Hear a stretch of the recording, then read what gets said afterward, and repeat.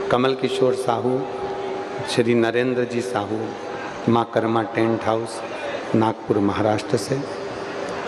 श्री विधायक महोदय नारायण जी पटेल, श्री विधायक महोदय सचिन जी बिरला। एक बार जोरदार ताली बजाएं इन सभी के लिए जिन्होंने इस कथा का लाभ लिया।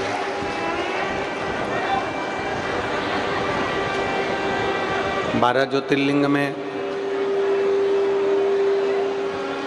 कथा का एक संकल्प है।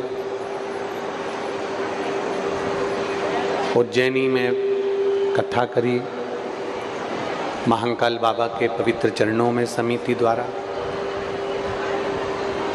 दूसरी कथा समिति की ये सुंदर बाबा देवादिदेव महादेव की कृपा से ओमकारेश्वर बाबा की पवित्र भूमि पर हुई।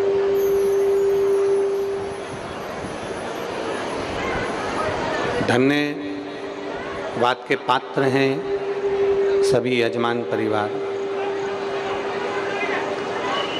जिन पर देवादिदेव महादेव की ऐसी कृपा हुई है कि ये इनमें से कई यजमान उज्जैन की पवित्र कथा में भी रहे, सीहोर कुबेरेश्वर धाम की कथा में भी रहे और आज ओमकारेश्वर बाबा की पवित्र कथा में भी यजमान पद ग्रहण किया।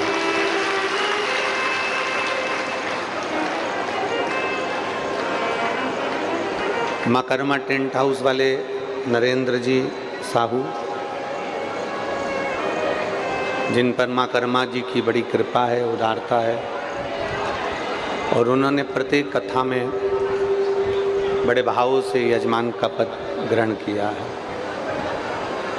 शिव कृपा से चाहे सोमानी परिवार हो, चाहे सोलापुर वाले हों, चाहे श्री शंकरलाल जी गोपाल जी सोनी हो, चाहे चांडक जी हो, सभी का, चाहे मुदगल परिवार हो, सभी का बहुत बहुत सहयोग। और सबसे ज़्यादा सहयोग है ओमकारेश्वर की पवित्र भूमि के आसपास के जितने गांव, जितने शहर, जितनी पंचायतें लगी हुई हैं, प्रत्येक ग्रामीण का और प्रत्येक शहरवासियों का सहयोग। और ओमकारेश्वर बाबा की जो कृपा आप और हम पर हुई है, उसके बराबर दुनिया में कोई कृपा नहीं कर सकता।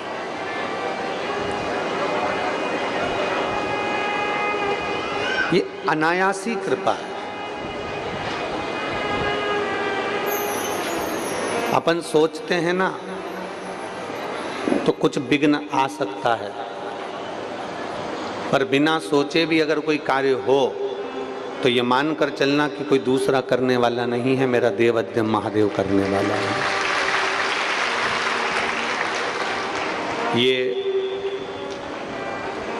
आशीष जी हैं, समीर जी हैं, शिवम जी हैं, सभी लोगों देव की कथा ज्योतिर्लिंग में हो और बाबा उसको श्रवण करे, इससे बढ़कर दुनिया का कोई गिफ्ट नहीं हो सकता, इससे बढ़कर दुनिया का कोई आनंद नहीं हो सकता। और बाबा से प्रार्थना करना आप भी कि हमको ऐसी कृपा करना, ऐसी दया करना, 2-3 महीने में हमारा भंडार ऐसा भर देना मेरे बाबा कि जो गुरु पूर्णिमा की कथा सीहोर में हो तो उसमें हम भी यजमान बने और हम भी वहां पहुंचे,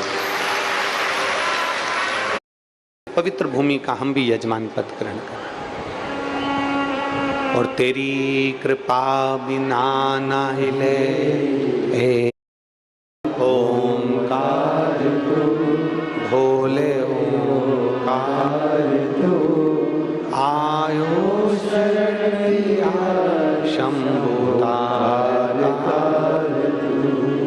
ये शिव की उदारता से ये कथा मिली। और मेरी निमाड़ की जीजी होन, मेरे निमाड़ की बेटा बेटी होन, मेरे निमाड़ के मेरे जीजा होन ने शंकर भगवान को इतना लोटा भर के जल चढ़ाया कि शंकर को कथा करने के लिए यहाँ आना ही पड़ा।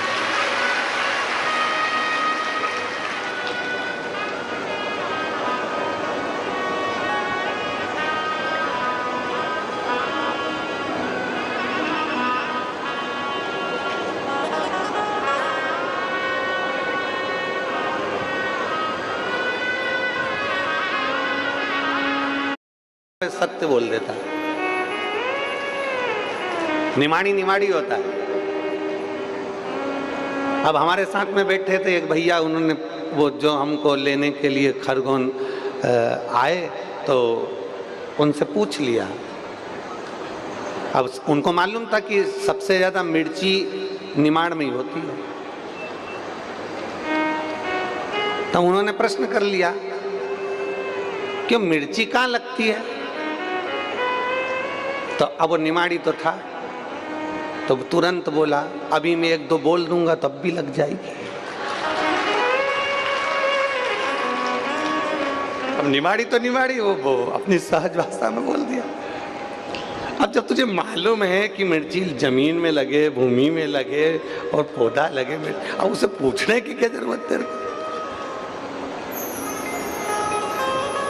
तो ये तो निमाड़ की पवित्र भूमि है, जिस पवित्र भूमि पर मां रेवा अटखेलियां करती हुई ओमकारेश्वर के साथ आगे बढ़ती चली जाती है। ये वो पवित्र भूमि है।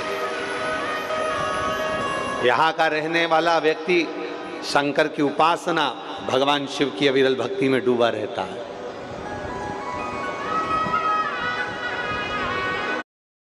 हमारे मस्तिष्क पर विराजमान है, हमारे ऊपर उसकी करुणा है, उसकी दया है। और मां नर्मदा तू है कलयुग की गंगा, दर्शन से तेरे मन हो जाए चंगा। मानल तो कभी ना छूटे, हाथ से माला ना छूटे और घर से मां ना छूटे, बोल रहे।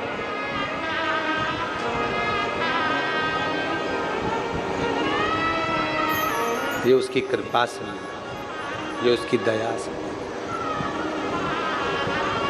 अच्छा एक बात बताओ, कोई किराए के मकान में रहता है ना, तो किराए का जब मकान लिया जाता है, किराए का जब अपन मकान लेते हैं तो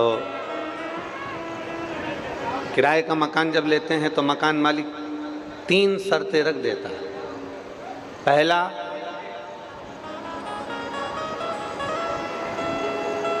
किराया समय पर देना पड़ेगा। दूसरा, मकान को साफ सफाई रखना पड़ेगी। और तीसरा, मैं जब बोलूं तब खाली करके जाना पड़ेगा। बोलो सही बात है कि गलत है? किराए का मकान जब हम लेते हैं तो किराए का मकान लेते समय मकान मालिक एक बात कर कर हमको भेजता है। 3 शर्तें मकान मालिक रखता है। पहला, किराया बोलते जाओ जम के, समय पर देना पड़ेगा। दूसरा, मकान की साफ सफाइयात रखना पड़ेगी। और तीसरा, जब मैं बोलूं तब मकान खाली करना पड़ेगा। तब ये मकान खाली करना है।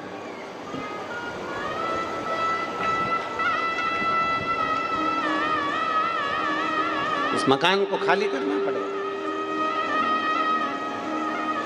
अब जैसे मकान मालिक 3 शर्त लेकर भेजता है, मकान मालिक 3 शर्त देकर आपको मकान देता है। ये मकान, ये शरीर, ये भी हमारा किराए का मकान है। और उस परमात्मा ने 3 शर्त देकर भेजा है। पहला, इसका किराया भरना पड़ेगा। किराया क्या है? तो कि भगवान का भजन करना पड़ेगा, राम नाम, कृष्ण नाम, शिव नाम, भगवान का नाम जपना पड़ेगा। हर श्वास में किराया भरना पड़ेगा। दूसरे नंबर पर, इस मकान को साफ रखना, अहंकार भीतर मत आने देना, काम भीतर मत आने देना, लोभ, तृष्णा, वासना, आसक्ति, ये कुछ अंदर मत आने देना। अपने भीतर निंदा मत आने देना, अपने भीतर चुगली मत आने देना, अपने भीतर कोई बेकार, हमारे भीतर कोई वासना, कोई तृष्णा, कोई लोभ, कोई आसक्ति, कोई गाली, कोई अपशब्द हमारे भीतर मत आने देना। मकान साफ रखो।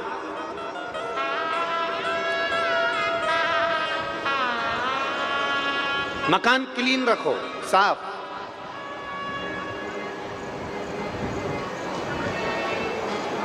और तीसरे नंबर पर तीसरे नंबर पर कहा कि एक काम करना, मकान मालिक ने कहा जब मैं कहूँगा तब मकान खाली करना पड़ेगा। उस परमात्मा ने भी कह दिया मैं चुटकी भर इशारा करूँगा और शरीर छोड़कर तुझे आना पड़ेगा।